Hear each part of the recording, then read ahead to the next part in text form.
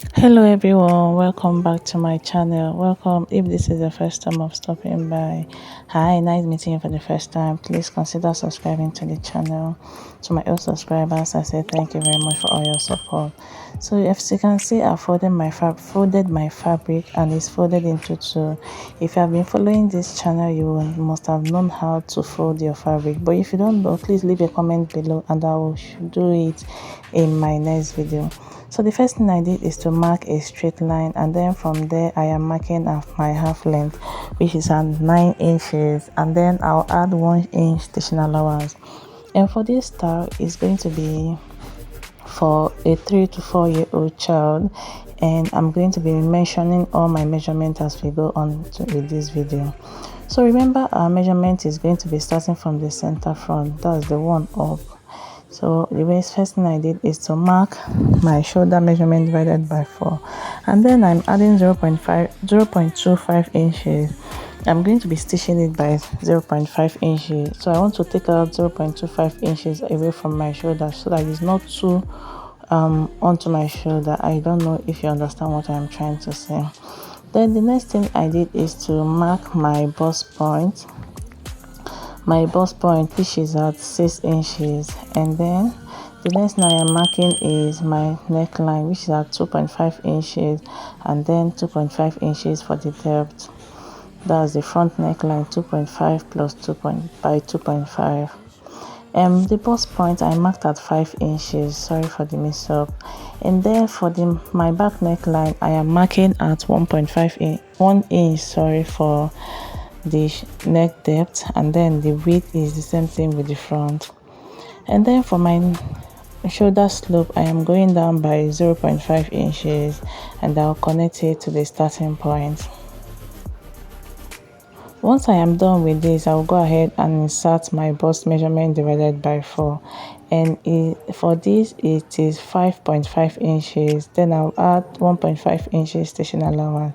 Since my bust and my waist measurement is the same thing, I will just extend this line to get to my half length. Remember, I said this is for a 3 to 4 year old child, so it's quite small. So the next thing I'm going to do is to curve in my armhole. So the first one I'm going to be doing is for my back armhole. You can see the way I place my my curve. Please go ahead and do the same. So the back armhole is going to be more like on the line of the line that we marked earlier. I don't know how best to explain this for those that don't have their curve. And then for the front armhole, is more like you are going in by half inch at the center of the armhole, just like I normally say you can to go by half inch on it. So that's for the front armhole.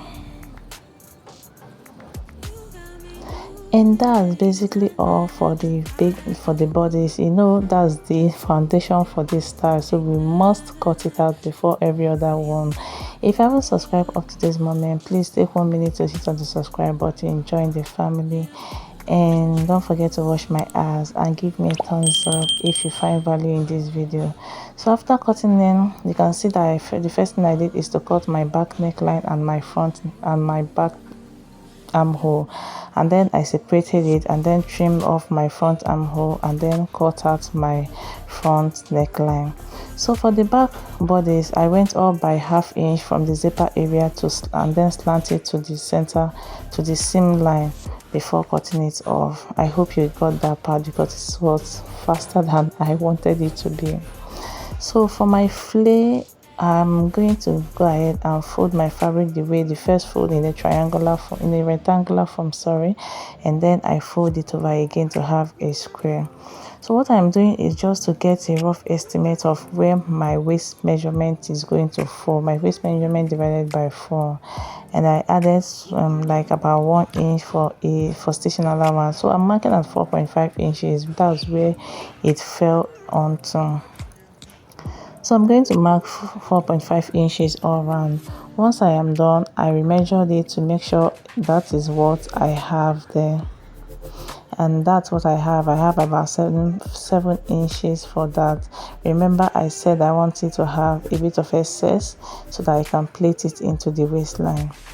So the next thing I'm doing, my peplum is supposed to be 5 inches, but I'm adding 1 inch so that I can join it to the waist and also turn it inside out at the other side. So I'm marking at 6 inches from the 4.5 inches that we mark. Don't make mistake of starting from the beginning to mark this, for those that don't know how to mark their flare.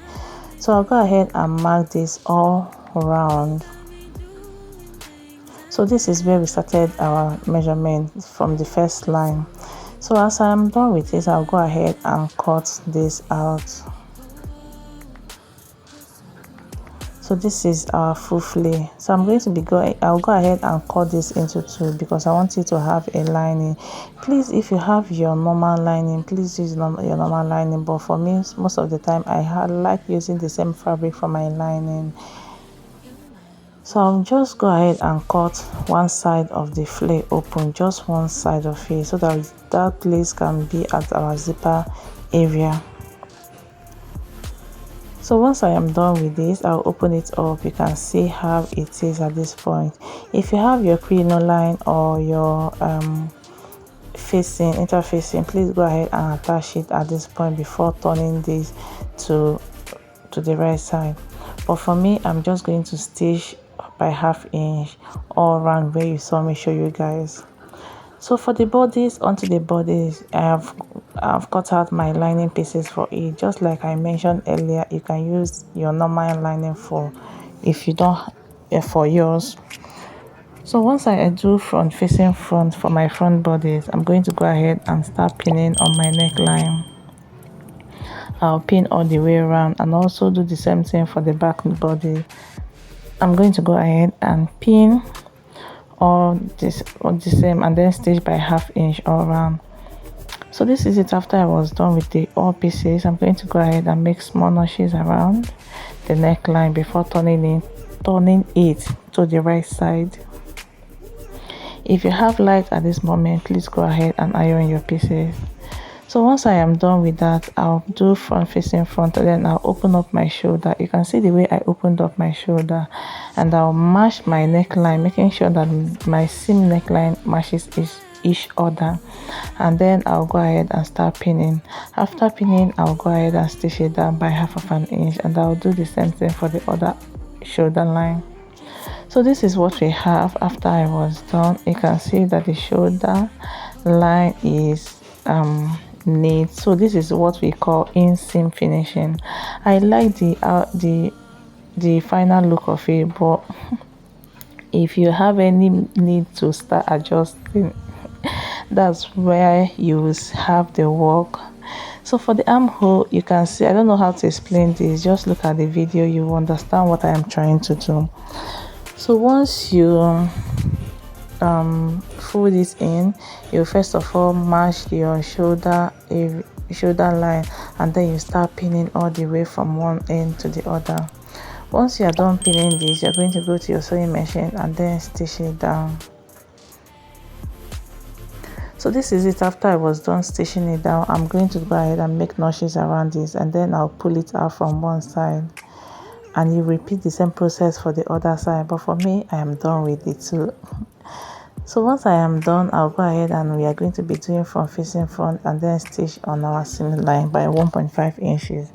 So for the flare, I forgot to mention that you're going to stitch that place that you opened at that zipper area. So you're going to stitch it and then stitch the round, the round, in fact around the circle. Once you are done, we are going to go ahead and turn this to the right side, pushing out every necessary area. So this is our bodice. I am done with it already, and then this is our flare. I also went ahead and ironed all my pieces. So I'll go ahead and open up my bodice, and then I'll fold in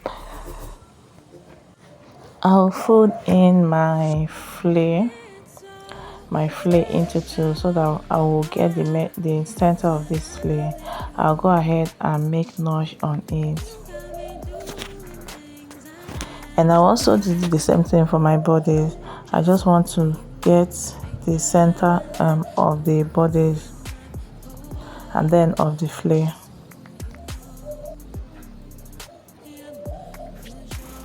So once I am done making the notches, I'm going to go ahead and mark the two together, the two notches, and I'll pin this down.